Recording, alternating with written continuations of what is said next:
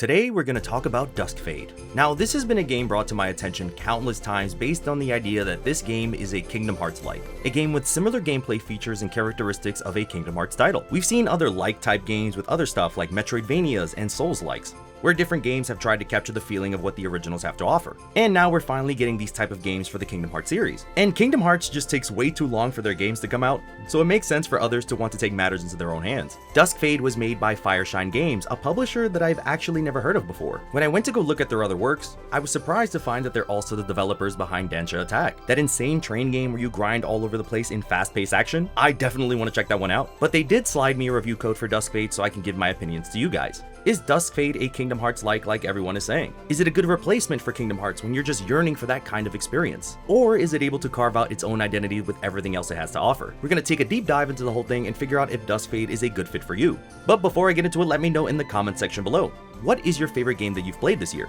So many high quality titles on the market, there's so much to choose from. And while you're down there, please be sure to hit that like button and subscribe. Now, Duskfade follows our young protagonist named Zirian, a happy-go-lucky young boy who looks at the positive in most situations, who is trying to reconnect with his sister after the loss of their grandfather. She's been sealed away in a room working on a project in isolation, although his sister is so tied up in her experiments, and one of them causes this giant clock tower to appear and traps her inside of it, not only sealing Zirian's sister away, but locking the world into an eternal night. And now it is your job as Zirian to travel across the lands and remove the chains attached to the tower, to save your sister and restore time back to the way it was. Throughout the game, you'll get more flashbacks to flesh out these characters, and it's pretty heartwarming. You'll see Zirian and his sister going through the motions of dealing with their loss of their grandfather, and this kind of story hits pretty close to home after the loss of my grandfather last year, so I was definitely invested in what they had to say. On this journey, you're joined by this mechanical owl that was made by Zirian's sister. This is definitely filling the role of the adorable character that is going to be turned into a marketable plushie, and these two bigger as the story progresses. And each chain leads to an entirely different biome with its own set of challenges. You'll start the game in the hub world town that you'll be able to return to, but you'll travel far across the lands to unchain this tower. And that is one major thing that I have to give credit to Duskfade for. This is easily one of the most beautiful video games I have ever seen. For it to come from a smaller publisher, I have not seen a game world pop like this in years. Every level is filled to the brim with color, and the backgrounds have depth to them that feel endless.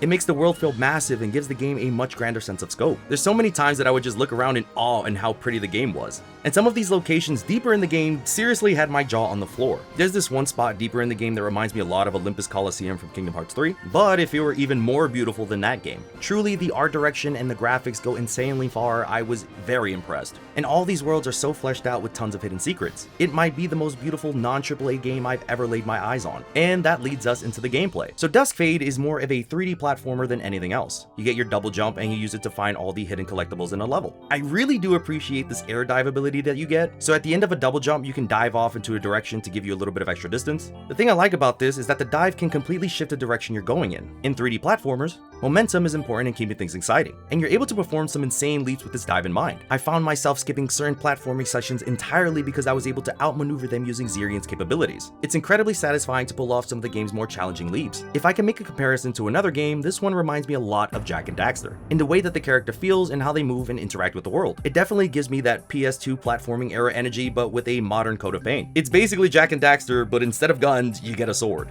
And that's one thing I'll give this game credit for.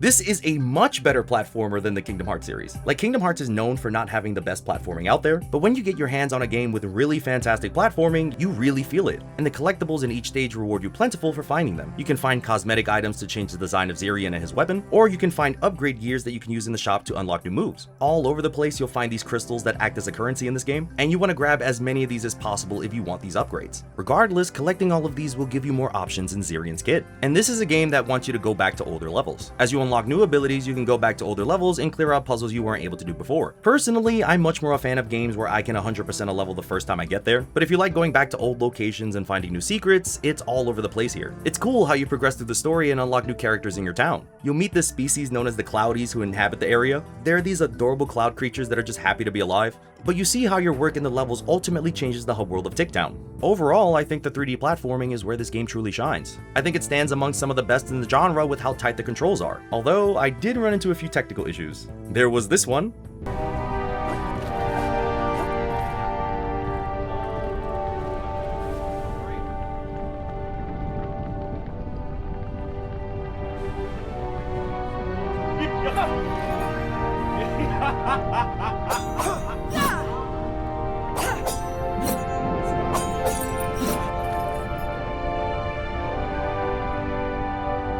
I don't think glitches like this are a big deal, especially since as of recording this, the game isn't officially out yet, so I imagine we'll likely get some patches down the line to fix any bugs like this. Now, let's talk about the combat. I think many of the connections between this game and Kingdom Hearts stem from the protagonist's design. You've got a positive child with big hair and a key-shaped looking sword. Does that remind you of anyone else? It's enough to make you think that the combat is going to be the same as Kingdom Hearts, but that's not exactly true.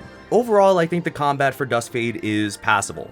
The enemies move more like a Souls game than a Kingdom Hearts game. Enemies will indicate when they're being damaged, but they don't stagger as much. You'll be rewarded with properly timing dodges by getting a small slowdown window. But this combat is more in line with games like Devil May Cry or Bayonetta. You get a normal attacking combo and have the ability to dodge roll out of the way, but if you're looking for that action-packed gameplay that the Kingdom Hearts series is known for, you're not really gonna find it here. To be fair, I don't think any game has been able to capture what makes Kingdom Hearts so special. There's a certain weight to Kingdom Hearts combat and how enemies react that I haven't found anywhere else. And any game that seems to lean on that feels more like a Souls-type experience first. Duskfade is more Dark Souls in combat than it is Kingdom Hearts. You also get special moves that you build up a meter for, some of which then unleash a powerful attack that does tons of damage, but then I've gotten others that I've barely used, like the ability to slow down time for a second to build up an explosion. Like, I just can't get it to work in combat like I'd want it to, and the shotgun blast move is just way more useful than anything else you get in the game. If anything, this combat reminds me a lot of Hi-Fi Rush. I recently played this game and had a blast with its PS2-like gameplay style, so to see this game also capturing that energy from that era is pretty nice. You even get a grappling hook ability, which in my opinion always makes the game a better experience. It's used for platforming, but you can also use it to close the distance between enemies. And I wanted to play Duskfade on the highest difficulty possible. I play all my Kingdom Hearts games on critical when I get the chance, so of course I felt ready to go to the hardest challenge in Duskfade. And overall, the levels aren't too difficult to get through. As long as your platforming is on point, you should be good to go. But then there's the bosses.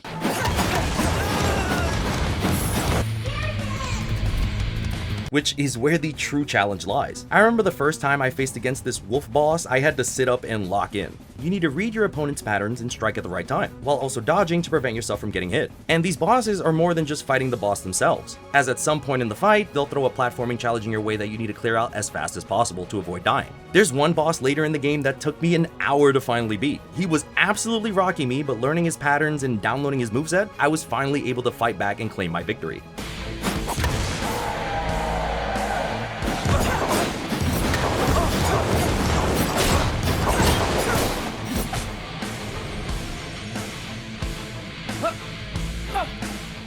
It was incredibly satisfying to pull off, and like other Souls games, you're given a potion that you can activate at any time to heal yourself. You also gain more healing vials the deeper you get into the game, making keeping your HP active a lot more manageable. Still, I think the bosses do shine a lot in this game and are where the true challenges lie. This is where this game felt the most like Kingdom Hearts to me. So while Duskfade isn't like Kingdom Hearts in the combat, I think it shines so much stronger as a 3D platformer than anything. And without getting too deep into spoilers, the story does reach some emotional points that I wasn't expecting. It's a beautiful story of grief and how it could take us to certain dark places. It's definitely not what I was expecting when I booted it up, and I was pleasantly surprised. And I do think it's worth picking up if you're interested in anything I said.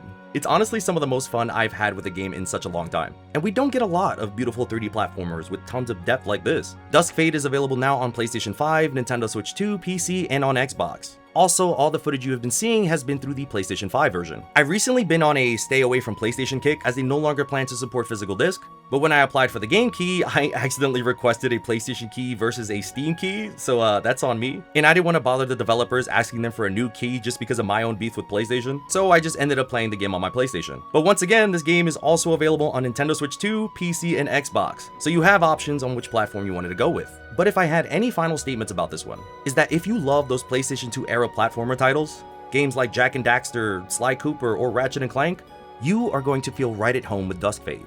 Overall, I give Duskfade an 8 out of 10. A solid 3D platformer with decent combat that develops an identity all on its own. I still want to go back to the older levels and get certain items that I've been missing. And if you're into collectathons like this game makes it really easy to keep track of what you're missing in each level. But yes, this is what I thought about Duskfade. I imagine we'll be seeing more games releasing in the future claiming to be similar to Kingdom Hearts, and we'll be opening up those when the time is right. But Duskfade is a game that kept me smiling for a majority of my playtime. But of course, let me know what you think about this in the comment section below. Are you interested in Duskfade? Have you never heard of this game before? But of course, let me know, and thank you all so much for watching. Please be sure to comment, like, subscribe, and stay awesome.